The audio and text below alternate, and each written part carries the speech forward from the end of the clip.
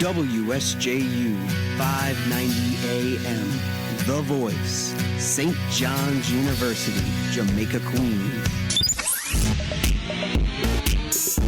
Broadcasting live from the top of Marillac Hall. Listen live from Marillac Cafeteria and tune in on channel.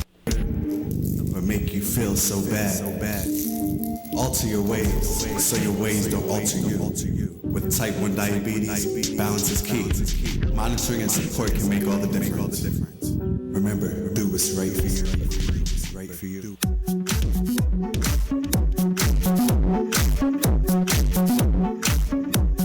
All right, everybody, what's good? This is DJ Hipnotic, and thank you for keeping it locked right here to my show, Am I on the Air? All right, it is now the 2 o'clock hour, and it's that special time because right now I want everybody to give a warm welcome to a novelist, also an author. She has novels out such as Making Love Last. I want everybody to give a very warm welcome to L.A. Smith. Hello? Hi. Hey, L.A. Hello? Hi, I'm here. Hey, what's going on with you today? It's all good. All right. I feel you. All right, why don't you let everybody know who is L.A. Smith? Why don't you tell everybody a little bit of what you do? Sure. Hi, everyone. My name is L.A. Smith. I'm a native of Washington, D.C., and author of 2 romance novels. My first novel is Love and Time, was released in 2007. My second novel, Making Love Last, was released in 2008. All right, great. So how have you grown from your first novel into your second novel? Well, the first novel is my baby. It was the lead into the second novel. I think when I wrote the first novel, it was a stepping stone. I started out with my characters being young and new, and in the second novel, I bring them back as adults. Okay, so it's like a sequel in a way?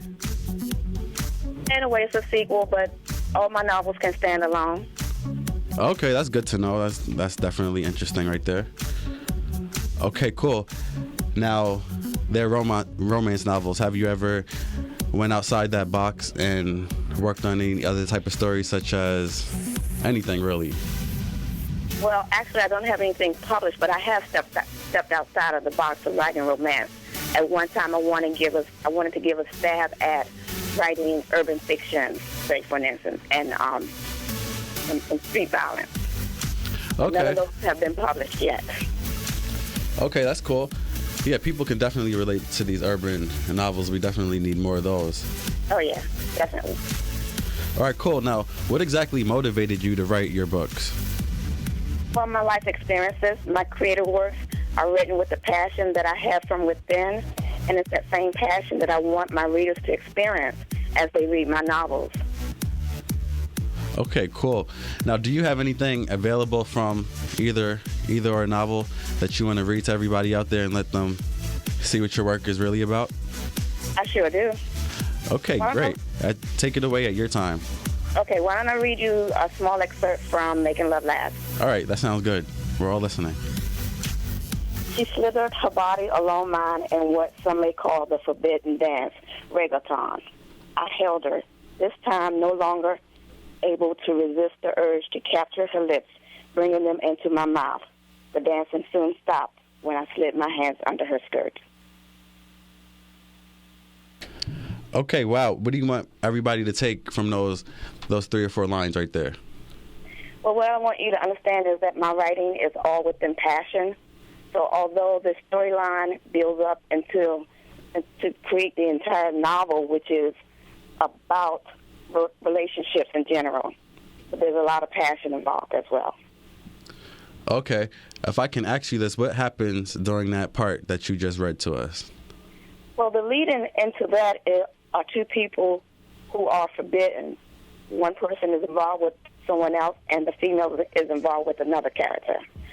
They themselves are dancing. They're in a dancing contest. But she takes it a step further and makes sexual advances towards him on the dance floor. when they shouldn't be involved in this type of interaction, correct? Exactly. I see. So there's like some twists and turns in your novels. There's a whole lot of twists and turns in both novels. Okay, like is that just naturally your writing style, or are you trying to take the audience for a turn, or what exactly is your motivation behind that? Well, actually, that is my writing style, because in all of my novels that I've written, like my titles are suggestive, and the style of writing that I want to convey to the readers is that it may appear one way, but something else may happen. I feel you. Expected, unexpected. I feel you. Things tend to work out that way in certain situations. All right, now your novel that was written in 2008, titled "Making Love Last." What are some ways you think you can make love last in a relationship? Other people out there, the fans, the college students, how can they make their relationship work? Well, basically what making love last is that sometimes we're involved in a situation that's a dead-end situation. But men and women alike want to hold on to that relationship. In this story, in Making Love Last, we show various characters trying to hang on to dead-end relationships, and other characters actually working to make their love last. So if you have a relationship that's worth holding on to, that's worth making it last, you need to stick it out with each other until you figure out how you're going to get to the point to make it work. Okay, that's good advice. Now, what is your advice to the people that are in those dead-end relationships that don't know how to end it or where to go? You know what? The one thing I can say is if you feel in your heart that you're giving all in your relationship and you're not getting anything back, I think that's a dead-end relationship, and it may be time to move on. Interesting. I feel you. So you think everybody has to know for themselves when that time is right? Yeah, there are always signs. There's always signs, and people sometimes overlook those signs that are right there in front of you. True. So but some people don't want to see things, you know? Okay. Yeah, some people don't want to see those signs, and they just stay in the relationship even though they don't want to be in it. Absolutely. All right, that's good to know from you. Now, do you have any excerpts that you could read to us from your first novel available? Okay. Sure. Love and Time. All right, I appreciate that. I reached for her hand and unbuttoned her blouse, making sure my fingers made contact with her soft cinnamon skin. Slowly, I slid the fabric down her well-toned arms, revealing small rounds of soft flesh. Her jeans were next to come. Wow, so somebody was ready for a good time that night, I guess you could say. Actually, somebody was ready, but it never happened that way. Like I said, these are two different characters. And at that point, one person wanted something to happen, but at the last minute, he decided not to. So if you read further into this chapter, you would understand why he halted the act. Okay, cool. Now, how does this character relate to the character in your novel, Making Love Last? Well, both characters are best friends. They know each other. They have some of the same friends. And at this particular moment, they're sharing the same woman. It's the same female.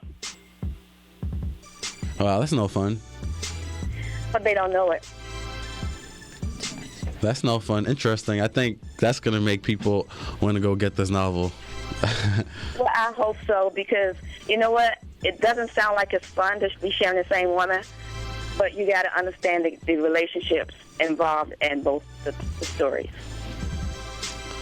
I hear you. Maybe it's not fun sharing the same woman, but maybe the thought behind it all is what's exciting them all. Right. Exactly. Hey, you gotta get it where you can get it, I guess. Absolutely, you gotta get it, and once you start reading, you're not gonna put it down because it's just that hot. All right, cool. Where can people find your novels? Well, if anyone would like to purchase a copy of Love and Time or Making Love Last, or if you would like more information on L.A. Smith, they can do so by contacting my publicist, Timothy Boston Jr. by email. And his email address is timothyBostonjr@gmail.com. Definitely. Now they can order your books through him as well?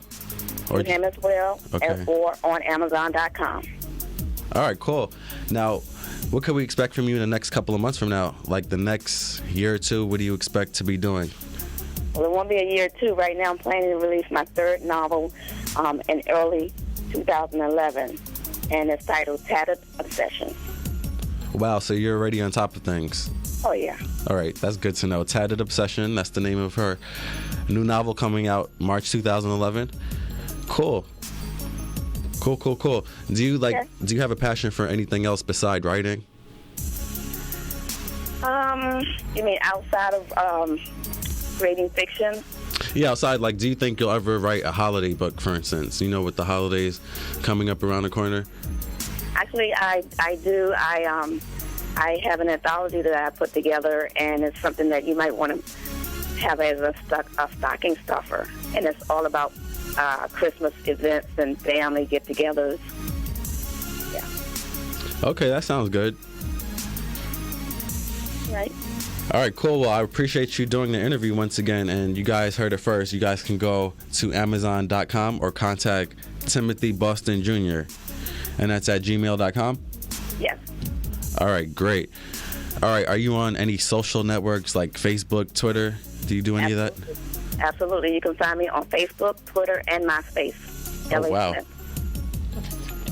Smith. Okay, somebody wants to know specifically, what's your Twitter name? Can you just say that one more time? My Twitter name is L.A. Smith, author L.A. Smith. Okay, great. I appreciate that.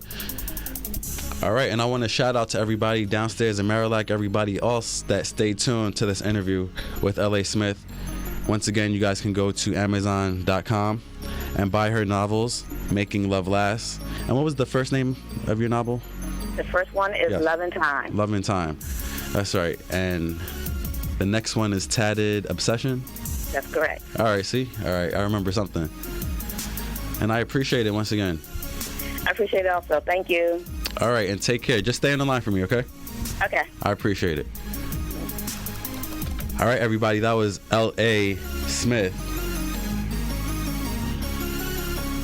Yeah, and there's pizza outside the booth. That was L.A. Smith, all right? Author, novelist, right here on WSJU The Voice. You guys heard it first with me, DJ Hipnotic. All right, I'm going to take a quick break. It's 2:22 on the East Coast. Don't go anywhere.